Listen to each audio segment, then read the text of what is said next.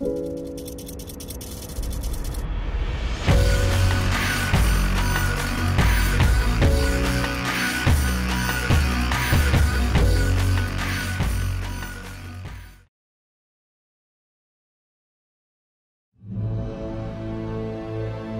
damn it, come on EA. Really? You were this fucking close. This close to having a good game. There was no season pass, you actually added enough maps to make this a complete game this time around, and there was a single player campaign. Man, I was hoping that this game would be the Battlefront we should have gotten back in 2015. But sadly, I should have already known. The Star Wars game franchise was ruined the second Disney sold the license to the worst video game company of all time, Electronic Arts. Their excessive greed completely destroyed this game. Damn it, man, this sucks. It really sucks that it had to be a Star Wars game, but here we are, so let's talk about it.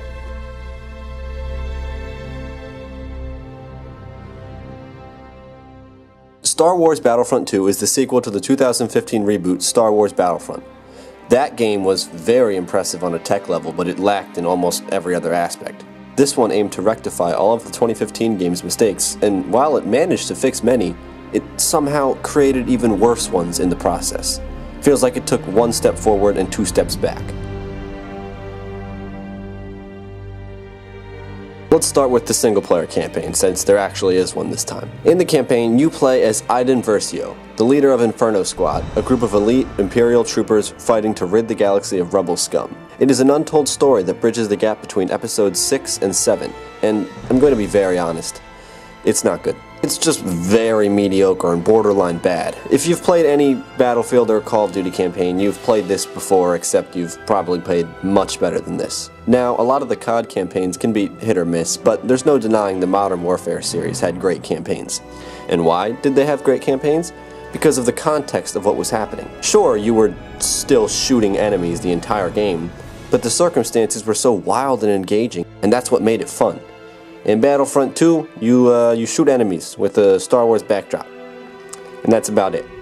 I mean, it covers the basic primal satisfaction of shooting an enemy, but there really isn't much else going on. And there is literally a mission where you kill fucking bugs for 3 minutes. Really, DICE? Really? Bugs? I'm playing as Luke Skywalker, and all I'm doing is spamming my abilities for 3 minutes, killing bugs. And the lightsaber combat isn't even good. You're just spamming right trigger and hoping you kill someone. There's no skill. There's nothing to do but just hit the buttons repeatedly and hope you get kills. Holy shit, it's pretty amazing that there is still padding in a 4-hour campaign. The story was also a bit of a mess, and it jumped around a lot and felt very rushed. The opening is actually very promising, but it quickly devolves into something a lot less interesting. There is also something that the main character does pretty early on that feels ridiculously forced and non-logical. I want to mention it because it was pretty stupid, but I will give a spoiler warning for those who care. So, spoiler warning. After like 2 missions, Iden suddenly realizes, oh wait, I guess the Empire is bad, and joins the Resistance. Like, literally, she's talking about crushing everyone in the rebellion in the first mission, and then 30 minutes later, she does a complete 180. You'd think it would take a bit more to convince someone who's been the leader of an elite squadron for some time, but apparently not. All that aside, there are some good moments, and as a Star Wars fan, I still felt it was fairly enjoyable at times. Moments like the Battle of Jakku and the section with Kylo Ren were pretty awesome, mainly because, you know, the context of the action was so much better. Here, I'm killing bugs, and here, I'm fighting on top of a Star Destroyer. Which of those options sounds like more fun? At least they actually had a campaign. But next time, can you just please ask Respawn Entertainment to do it?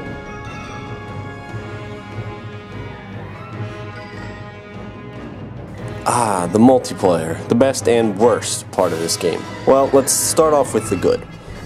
Honestly, I am having a lot of fun with the multiplayer, and I've probably sunk about 30 hours in as of this recording. I like the switch to the class system over last time where it was not there. And I like the use of battle points to unlock heroes much better than the old system where they were just random hero pickups scattered across the map. And for better or worse, this game is now pretty much a third-person shooter. You can still play in first person, but you would be putting yourself at a disadvantage if you weren't playing third person, because in third person you can peek around corners, see more around you, and there aren't many guns with a scope, so I don't really see a point of first person. But the choice is still there. The maps are also much better this time around, and you know, there is actually more than 4 maps. It's a miracle. I really like about 8 out of the 11, and I think overall they did a great job making the maps feel less restrictive and less linear. I mean, many of the maps are still pretty linear due to the game design, but they added so many more ways to get to the objective, which helps them feel more open. Speaking of the objective, I do like the different objectives they added, and I think they work pretty well. Aside from the fact that literally no one ever plays the objective, but it really isn't the game's fault. The inclusion of space battles is also awesome, and the fighter controls are so smooth and responsive and much better than the 2015 game. I also like that they added many more heroes and villains to the game, and I'm looking forward to the new ones they will be releasing in the DLC. But come on, really? Still no Obi-Wan? Really? It was the best part of the prequels and you're not going to have him in the game? Damn it, DICE, can't you guys do anything right? Overall though, I think the core gameplay is pretty good. The gunplay is pretty standard, but I still find it fun nonetheless. Now on to the bad, starting off with the main thing that ruins this game. Star Wars Battlefront 2 has possibly the worst progression system ever conceived. By now I'm sure you've all heard about the loot box fiasco, and I mean, come on, CNN was even covering it. And I have two things to say about this. One, I am so proud of the gaming community for taking a stand, and two, fuck you EA, fuck you. Adding the loot boxes not only made it pay to win, but it completely destroyed any sort of logical progression. I'm serious, dude, once they removed the microtransactions due to the backlash, we were able to focus on the system itself, and realize how completely ass backwards it is. I mean, your progression is literally randomized. You can play as many games as you want, but at the end of the day, it's down to the RNG to decide if you actually progress. I mean, I could open 10 loot boxes and get a whole bunch of stuff for classes and characters I don't even use, and then at the same time I could open just 2 loot boxes and get a few things I actually want, and now I'm better off. That's a horrible way to progress, because it isn't really progression. If I'm not getting anything for classes or heroes I play, then it's all just a bunch of useless junk. Plus, there are random cosmetic items thrown in there like these dumbass emotes and victory poses. Like, they didn't even add good cosmetics. The one in 2015 had more options. And when asked why the loot boxes weren't cosmetics only, EA responded by saying, "Oh, because we didn't want to affect the canon."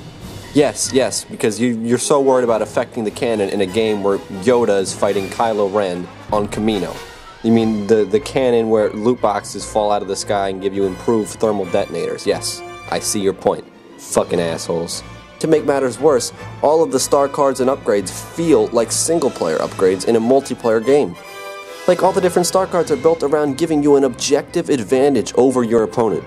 Some of them work well, where they give you like different items to swap or different variants of a certain item you already have, but others just make your stuff much better without any sort of trade-off. This one makes my grenade better, this one makes me take less damage, this one makes my abilities recharge faster, and this one makes me heal quicker. If I equip these, my character is objectively better than someone who doesn't have these abilities. And that is unbalanced and unfair, especially since I got them through the fucking RNG. Look, I don't want to toot my own horn, but I consider myself of above average skill in general, and I am very good at this game in particular, so I'm not as affected by the disadvantages. But others who aren't as skilled can't say the same, and I think it creates a very unfair environment for them. I mean, this is a casual game, but it puts casual players at an even greater disadvantage than they were already at. And as if the unbalanced cards weren't already enough, it takes forever to actually get them, because you earn credits at a snail's pace. Like, it takes about 2 to 3 hours of playing just to get one loot box. And that's assuming you completed some challenges and had long-lasting games too. Speaking of that, I should mention, if you do great in a match, you get absolutely dick bupkis for it. The difference in credits from the person on the top of the leaderboard to the person on the bottom is probably around maybe 50 credits. And what's worse is the credit amount is tied to how long a game lasts. So if you destroy the other team right away, you won't get any credits for it. But if the game lasts long, you'll get more credits, regardless if you did well. Some people even went as far as to put a rubber band on their controller, sit back, and watch as their characters ran in circles for the entire match, and they still got as many credits as everyone else. And, to add on to that, certain heroes like Darth Vader, Luke, and Leia are all locked behind a credit wall. So you have to probably spend around 8 hours of playing, and not buying loot boxes, mind you, to unlock Luke, and only Luke. And then if you want Vader, you have to do it all again. But wait, there's more. There's also this complicated system for upgrading the cards, where you have to be a certain overall level and then a certain class level to upgrade any cards you have. But from my understanding, to get that class level, you have to own a lot of the cards for that class. Like, the more you own, the higher your level, I guess.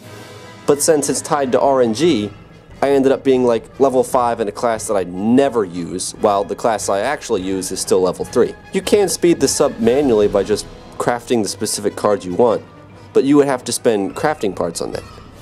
Actually, now that I'm thinking about it, you can probably bypass some of the RNG by just crafting like the specific card you want.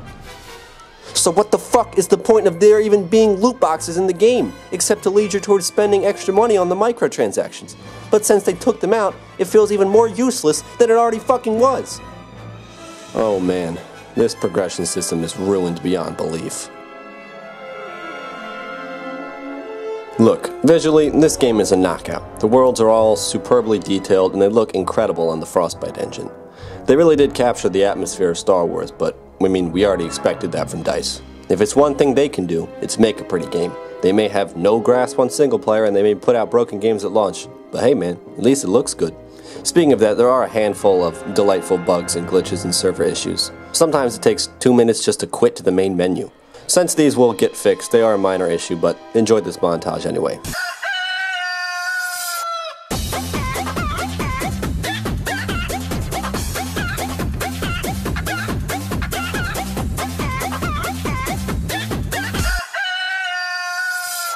The sound design is also fantastic, and the music is, well, it's Star Wars music, so that's obviously fantastic as well. Overall, though, this game is a massive disappointment. As I said earlier, it took 1 step forward, but 2 steps back. I don't know if it's necessarily a bad game, though, but it's definitely not a good one. It just ends up being very mediocre. The campaign was very mediocre, borderline bad, and it was only really held together by the fact that it was Star Wars. I still think the multiplayer is really fun, but the progression system just negates a lot of the good things that the multiplayer does. And I'm just very sad that all this had to happen around a Star Wars game, but I am glad it happened nonetheless. The AAA industry needs to get their shit together, and hopefully this is a wake-up call. If you're still planning on buying the game, please, I implore you to do what I did and buy a used copy. That way EA doesn't get any more of the money in their pockets. This is a verdict I wish I didn't have to come to, but unfortunately I think the game deserves it. I'm still going to continue playing this game because I am a huge Star Wars fan, but it still annoys me every time I boot it up.